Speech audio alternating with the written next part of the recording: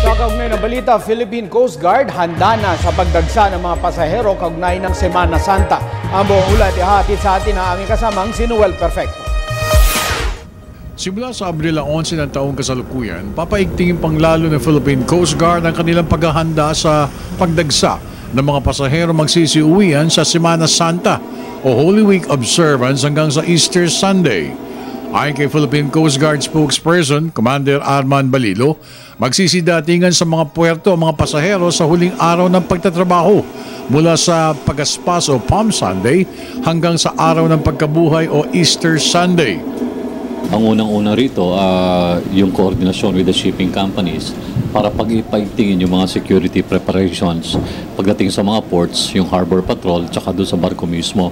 Lahat ng mga personnel at operatibo ng ahensya ay naka-alerto para sa anumang serbisyo na may bibigay na sa mga sea travelers na magsisiuwian sa commemoration ng Holy Week. Kasama ng Deployable Response Group, Elite Divers ng Special Operations Group, K9 Sniffers at Sea Marshals na sasabay sa mga pasahero sa barkong magsisialis. Starting sa April 11, yung mga operating units namin naka-heightened alert na. Ibig sabihin, wala ng mga magbabakasyon doon sa mga operating units katulad ng rescue teams, ng mga safety inspectors, yung environmental protection team, yung mga tao ng barko at tao ng mga aeroplano. Lahat yan ay magmamonitor. Kami dito sa headquarters, of course, we have our action center na 24/7 kaming magmamonitor at tatanggap ng anumang mga tawag na may kinalaman man sa pagbabiyahe sa karagatan.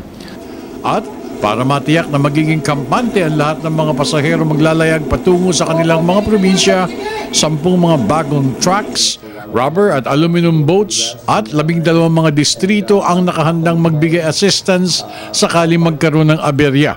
Ayon pa kay Balilo, maliban sa Philippine Coast Guard, kasama dito ang Philippine Ports Authority at ang Maritime Industry Authority sa sanib puwesang pagtulong ng pamahalaan sa lahat ng mga sea travelers nitong Semana Santa.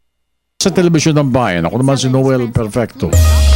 Binuksan naman ng Land Transportation, Franchising and Regulatory Board o LTFRB sa ibang bus companies ang dating ruta ng nasuspending Florida bus. Sa resolusyon ng LTFRB, 14 na ruta ang inalok ng ahensya sa ibang kumpanya. Kabilang dito ang mga ruta mula Maynila, Apari, Cagayan, Isabela at pabalik. Samantala, paliwanag ng LTFRB, ito'y upang matugunan ang pangangailangan ng mga pasahero. Magbibigay naman ng special permit ang ahensya para sa mga interesadong kumpanya.